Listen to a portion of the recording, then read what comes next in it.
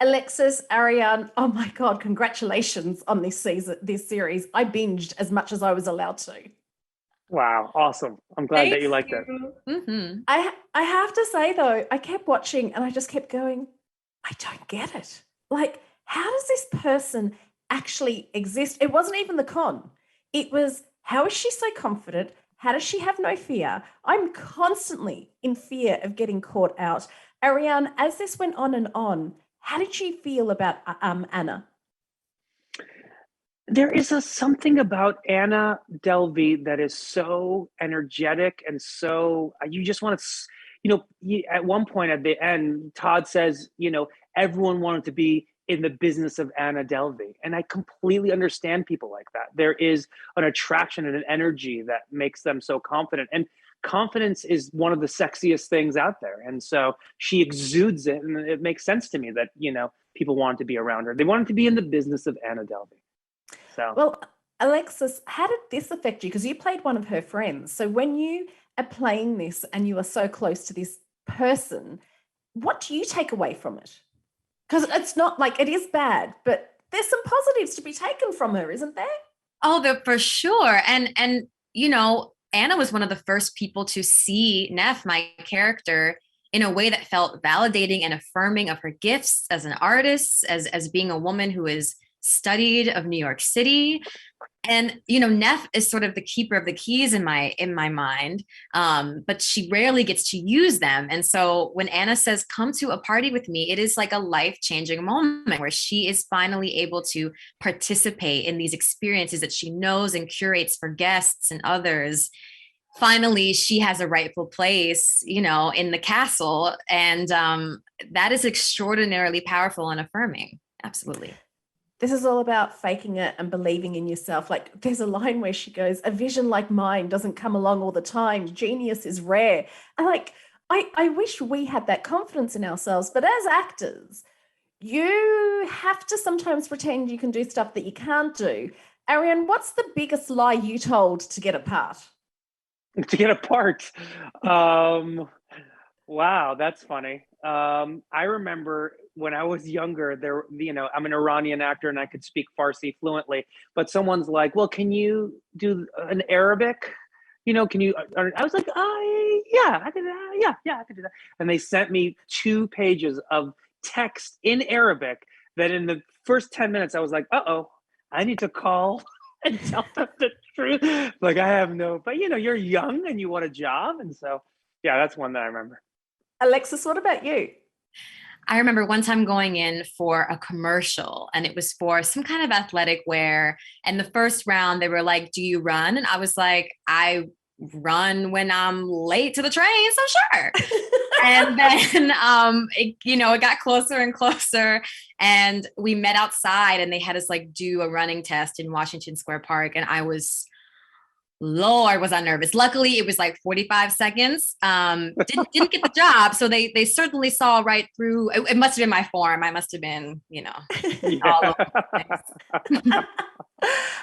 Anna is all about the VIP experience. She keeps saying, VIP is better. It's always best.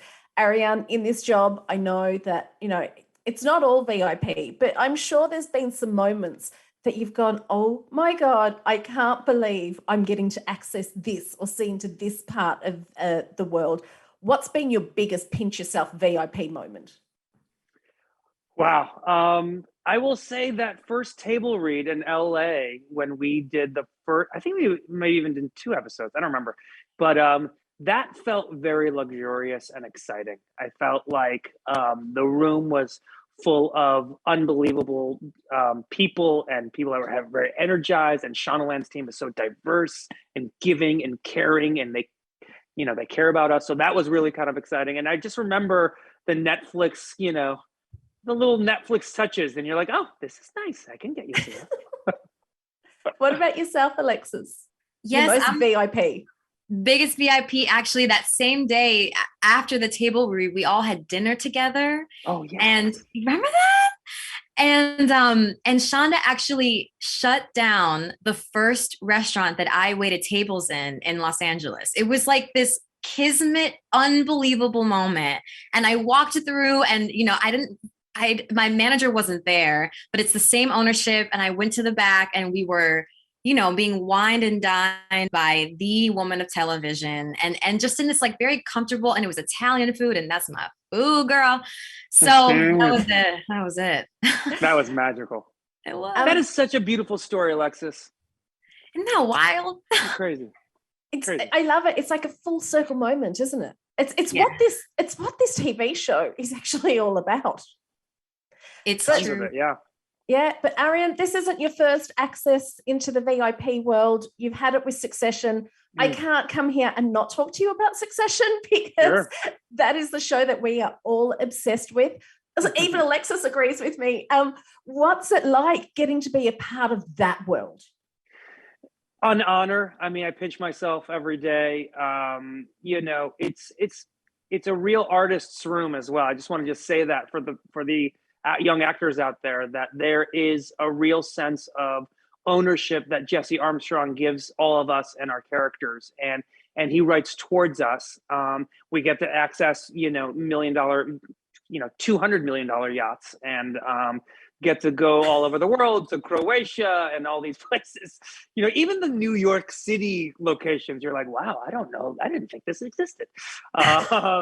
So yeah, it's a real honor to be on that show. I will just say the last thing I'll say about this is, when we were shooting season 1 and we were doing the wedding season, we didn't know if people were going to even like the show because it was so unique, and to be honest, we didn't even know if people would get what we were doing because there was no like winking at the audience.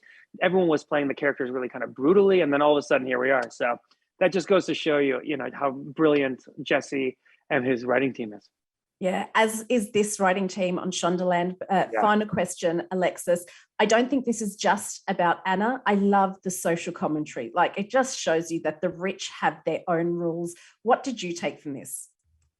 It's so true. And celebrating the writing, again, there is a sense of humanity in every character. If they have one line or if it's Anna Delvey, their heart pretty quickly. And it's not, and it's there's an intelligence, the audience gets to feel it. You're not told so much, but you feel the humanity in these stories. And it's all across the spectrum in terms of, the range of financial spaces that the show takes up is almost exponential. I mean, but all of them have heart. And that's what I think is such a triumph of this piece in the writing specifically. Yeah, well, again, congratulations. And thank you so much for taking the time out to chat. Thanks, Serena. Thanks for watching.